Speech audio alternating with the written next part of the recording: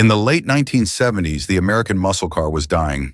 EPA regulations, fuel economy mandates, and rising insurance costs had choked the life out of Detroit's once proud performance machines. The mighty big blocks were gone, compression ratios fell through the floor, and horsepower was little more than a memory. Pontiac's Trans Am, once the king of the street, had been neutered into submission. But in the Arizona desert, two brothers refused to accept that. Dennis and Kyle Meckham looked at a dying legend and said, "Not on our watch." What they created was a 300 horsepower outlaw called the Macho TA, a dealership-built weapon that spit in the face of the EPA and reignited muscle car rebellion. The Malaise era. The year was 1978. America's car culture was suffocating. The Environmental Protection Agency, born in 1970 under Nixon, had forced automakers into submission with the Clean Air Act. Smog was the enemy, and so were hydrocarbons, nitrogen oxides, and carbon monoxide. The result? Catalytic converters, detuned carbs, weak ignition curves, and compression ratios so low you could run them on dishwater. The big engines, 454s, 455s, Hemis, were gone, and what remained felt like shadows of their former selves. Even the Trans Am, immortalized on the silver screen by Burt Reynolds in Smokey and the Bandit, was struggling. The base 6.6 barely scraped 180 horsepower. The so-called performance option, the W72 T/A 6.6, was advertised at 220 horses, respectable, but nowhere near the fire-breathing monsters Pontiac was famous for. Still, the W72 had potential. High-flow 6x4 heads, an 800 CFM quadrajet, forged pistons, and a hotter cam. It was a wolf pretending to be a sheep. Factory numbers said 220 horsepower. In reality, dynos showed 250 or more. Pontiac had built the last spark of muscle, but they couldn't unleash it. Enter the Meckham brothers. In Phoenix, Arizona, Dennis and Kyle Meckham weren't just Pontiac dealers. They were racers. And when they saw Pontiac choking their last performance engine, they were furious. Kyle once wrote in his journal, "Pontiac built a lion and then fed it oatmeal." Their solution? Take brand new W72 Trans Ams right off the lot and turn them into something the factory couldn't. In 1977, they unveiled the first Macho Trans Am. This wasn't just a sticker package. The Meckhams went all in, building the Macho. The recipe was simple but brutal. Swap the mild factory cam for a hotter crane profile. Recurve the distributor for 36 degrees total advance. Rejet the quadrajet carb to actually feed the engine.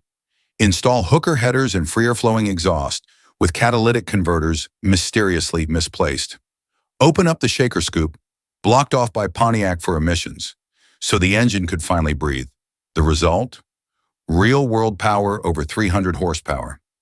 In 1978, that number was unheard of. A stock Trans Am ran 0 to 60 in about 7.5 seconds. The Mach cut that to 5.8 seconds. The quarter mile? Low 14 seconds, sometimes even dipping into the 13 seconds. That made the Macho faster than a Corvette, quicker than a Camaro Z28, and a nightmare for anyone who thought muscle was dead. Handling and style. But the brothers didn't stop at horsepower. They stiffened the suspension, added bigger sway bars, fitted gas shocks, and dropped the stance with a nose-down rake. The result? A Trans Am that could actually carve corners instead of wallowing like a barge. Then came the visuals. Bright graphics, turbine wheels wrapped in fat rubber, and that iconic shaker-scoop gulping air. Each car was hand-numbered, making every Macho feel exclusive. Owners weren't just buying a car, they were joining a brotherhood. One buyer said, "It wasn't like buying a car, it was like being initiated into a secret society." Outlaw reputation. The Macho TA didn't just run the streets, it won on track. Privateer racers dominated SCCA events with Macho-powered cars, humiliating Corvettes and Camaros. Magazines praised the Meckhams, calling the Macho the car Pontiac should have built. One journalist even described it as civil disobedience on four wheels. But that success came with risk. Pontiac corporate wasn't happy. The EPA wasn't happy either. By 1979, federal inspectors were cracking down on dealerships for tampering with emissions equipment.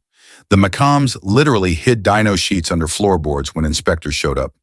Still, every macho sold was another middle finger to conformity, and that made it legendary. The end and legacy. By 1980, the writing was on the wall. Pontiac killed the W72, replacing it with a smaller 4.9-liter V8. It had a turbo option, but it was no match for the raw brutality of the 400. Without a real performance engine, the Macams refused to put their name on the car. The Macho TA died with dignity, ending in 1980 after just a few hundred built. But its legacy? Untouchable.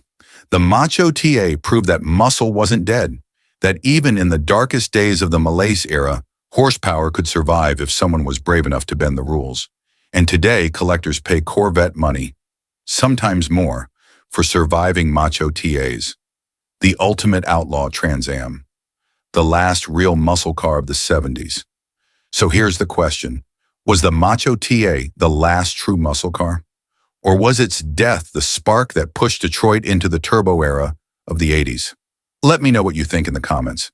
And if you enjoyed this story of rebellion on four wheels, make sure to hit that like button and subscribe for more car history legends.